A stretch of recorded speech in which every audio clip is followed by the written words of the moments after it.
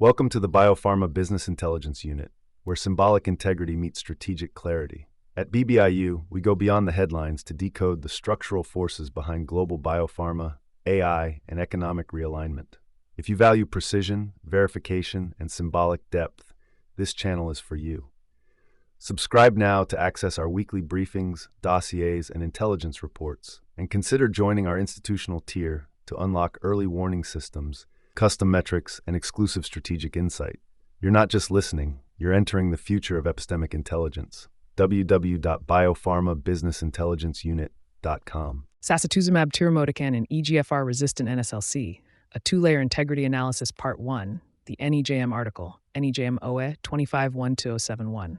Executive Summary. The New England Journal of Medicine recently published the study of Sacituzumab Tirumotecan, SKB264, TROP2 ADC, and EGFR-mutated, EGFR-TKI resistant advanced NSCLC. The reported results show meaningful response rates and survival outcomes in this heavily pretreated population. Clinically, the article positions SKB264 as a new therapeutic option in a setting with limited alternatives. Yet, the trial design presents a structural weakness. TROP2 expression was not required for enrollment. Tissue was collected, but biomarker assessment is performed retrospectively. The authors briefly acknowledge this in the discussion, framing it as a limitation rather than a methodological flaw. BBIU opinion. The publication validates SKB64 symbolically, yet its scientific solidity is questionable. The absence of biomarker-driven selection undermines interpretability. NEJM's editorial choice reflects the political economy of high-impact oncology journals, where novelty and unmet need often override strict methodological discipline. Part 2, Phase 1-2 Evidence, NCT 4152499, and our discussion findings from early phase trials, NCT 0419, KL 26401, MK 287001, officially Phase 1-2, first in humans started 2020. Planned enrollment, 1,410 patients, unusually large for FIH. Design, non-randomized, multicentric, multiple expansion cohorts across 100 centers, US, Europe, Asia. Indications, multiple epithelial cancers, breast, ovarian, NSCLC, gastric SCLC, urothelial, etc. No TROP2 confirmation required for entry, tissue requested only for retrospective analysis.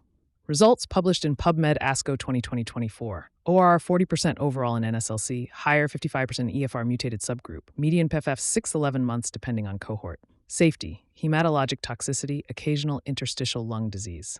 Phase 2 expansion, SKB6428, NSL EGFR-mutated, ENDR64. ORR 34%. Median PFS 9.3 months. Again, no prospective TROP2 stratification. Discussion. Highlights. Unusual scale, 1,410 patients for a Phase 1-2 is atypical, essentially an umbrella platform trial. Global early phase versus China-only pivotal. Paradox that early phases were global and large, while Phase 3, NCT 587019, is restricted to China with only 356,480 patients. Biomarker paradox. ADC mechanism depends on TROP2. Standard practice in NSCLC already includes biopsy and molecular profiling. Yet sponsor chose not to require TROP2 confirmation for entry. Strategic logic. Avoid delays of companion diagnostic validation. Maximize market by claiming efficacy in all comers. Possibly rely on bystander effect to justify activity even in TROP2 low tumors. Risk. Data less reliable, diluted efficacy signal, limited credibility with FDA EMA. Ethical concern. Exposing patients without target to ADC toxicity. BBIU critical observations on SKB64 clinical development. 1. Ethical integrity breach. No prospective confirmation of TROP2, despite being the drug's molecular target. Patients potentially lacking TROP2 expression were exposed to investigational toxicity without reasonable chance of benefit. This violates the principle of risk-benefit balance, Declaration of Helsinki, CIOMS. Physicians participated in trials where basic diagnostic standards, biopsy-based confirmation before systemic therapy, were disregarded. 2. Methodological weakness. Phase 2 platform, NCT 04152499, inflated to 1,400 planned subjects across 100 centers, but publications report 10% of participants. Expansion cohorts fragmented, allowing only positive subsets to be highlighted, selective reporting. Retrospective biomarker analysis prevents causal inference and undermines statistical validity. 3. Flawed inclusion criteria. Inclusion allowed all comers with epithelial cancers, breast, ovarian, NSCLC, gastric, SCLC, urothelial, regardless of TRP2 expression. This design dilutes efficacy signals and creates ethical risk. The absence of biomarker-driven stratification in an ADC trial is a fundamental design flaw. 4. Risk of data manipulation. Large gap between enrollment declared and participants reported in publications leaves space for statistical cherry-picking. Selective timing of publication, positive cohorts fast-tracked to NEJM-NAT-MED, negative data unpublished or delayed, distorts the scientific narrative. Control of data access by sponsor employees' stakeholders raises conflict of interest concerns. 5. Irregular site selection and transparency. GAP Phase 2. Multicentric and global, US, Europe, Asia, ostensibly to enhance legitimacy. Phase 3 pivotal, NCT 05870319. Restricted to China only, with 356 to 480 patients. This creates a paradox. Early phase exploratory data were international, but confirmatory pivotal evidence is generated in a single jurisdiction with lower regulatory transparency. Limits external validity and raises doubts about acceptance by FDA EMA.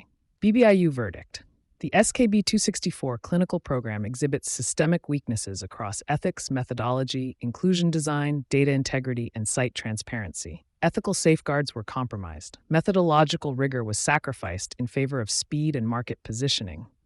Data reporting practices and trial asymmetry, global early phase versus China-only pivotal, open space for manipulation and narrative control.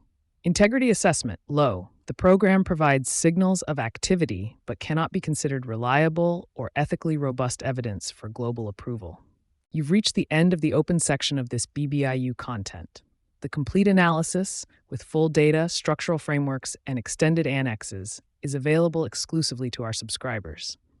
At BBIU, we believe the real value lies beyond headlines, in the depth of structural intelligence that helps leaders and organizations see further.